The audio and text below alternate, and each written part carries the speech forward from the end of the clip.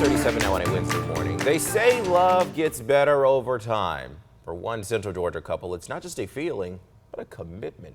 Through decades of devotion, health challenges, and even a stroke that could have changed everything for this couple. That's right. Lewis and Rosalind Foster are proving what it truly means to stand by each other. Freya Abrar learned what it really means for this couple through better or for worse. Good morning, Freya. Good morning. Like we just heard, true love stands the test of time and the tests of life. When Rosalind Foster suffered from a stroke a few months ago, she told us she had no idea because she didn't show the quote-unquote stereotypical signs of a stroke like a drooping face or slurred speech, but she did have 3 of the 5 symptoms that you need to keep an eye out for. Her balance was off, her vision wasn't great, and her limbs were numb. Since acting fast with the help of her husband, she's been on the road to recovery. True love doesn't age, it evolves. If you introduce me to her, I'll do the rest. Leaving an impression so smooth. Too much swag.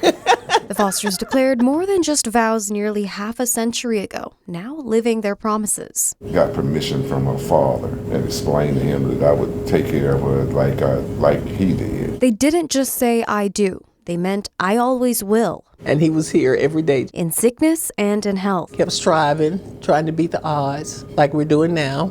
Despite life's curveballs. But in February, just before a routine doctor's appointment, Rosalind suffered a stroke. I actually fell off the chair and bumped my head on the floor. He had to call my neighbor to help get me up. But I had no symptoms, no bleeding, nothing hurt at that time. Yet the Fosters knew in the back of their mind, something was still wrong. We still had the appointment with Dr. Otis, so we just came on to the hospital for the ablation. And from there, when he said he couldn't do it, I appreciated that honesty, but he sent me straight to the hospital, and I was admitted same day. She had to really trust the doctors with her medications, and she did. The stroke nearly robbed Rosalind of her independence, but with her village at home and Piedmont Macon. She had to really work hard to do that, and she did. She was very perseverant, and she would do anything that anyone asked her to do. And through physical, occupational, and recreational therapy, getting Rosalind moving again was the #1 goal. If you're having a stroke for every minute that passes,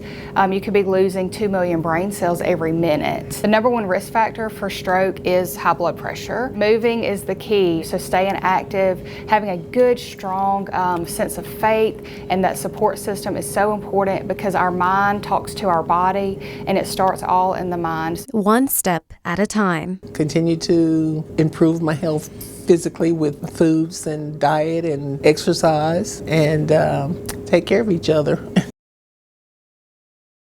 What a sweet couple. Now, May is Stroke Awareness Month, so make sure that you know the signs of a stroke to act fast. That's the acronym to follow so that you can keep an eye out for symptoms. If your balance is off, your eyes are affected, you have a drooping face, your arms and legs are weak and numb, and your speech is slurred, how much time you take to act is critical to surviving. Frederick, Megan.